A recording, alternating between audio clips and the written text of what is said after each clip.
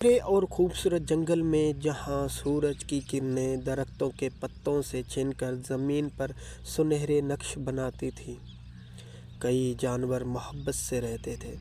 اس جنگل میں ایک عقل مند خرگوش رہتا تھا جس کا نام چنچن تھا، ایک شوخ بندر منو، ایک چالاک لومڑی فوفو، ایک نرم دل ہرن چمکی، ایک طاقتور ریچھ بھولو اور ایک خوبصورت طوطا مٹھو۔ جنگل کے بیچوں بیچ ایک پرانا اور بہت بڑا درخت تھا۔ بزرگ جانور کہتے تھے کہ یہ کوئی عام درخت نہیں بلکہ جادوئی درخت ہے۔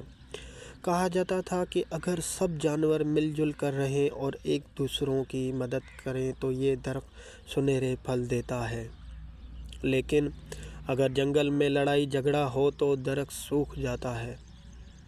ایک دن منو بندر درخت پر چڑھ اور بولا، میں سب سے تیز ہوں، میں اکیلا ہی درخت سے پھل توڑ لوں گا۔ پھوپھڑی لومڑی ہنس کر بولی، نہیں، تم گر جاؤ گے، تمہیں عقل نہیں۔ دونوں میں جھگڑا شروع ہو گیا، باقی جانور بھی بحث میں شامل ہو گئے۔ کچھ دیر میں پورا جنگل شور سے گونج اٹھا۔ اچانک آسمان پر بادل چھا گئے، ہوا تیز ہو گئی، جادوئی درخت کے پتے مرجھانے لگے۔ چمکی ہرن گھبرا کر بولی، دیکھو، درخت سوکھ رہا ہے۔ چنچن خرگوش نے سب کو خاموش کیا اور کہا، ہم سب غلطی کر رہے ہیں، یہ درخت ہمیں سکھانا چاہتا ہے کہ طاقت اکیلے میں نہیں بلکہ اتحاد میں ہے۔ بھولو ریچھ نے سر جھکا کر کہا، ہم سب مل کر کام کریں گے۔ اگلے دن سب جانور اکٹھے ہوئے۔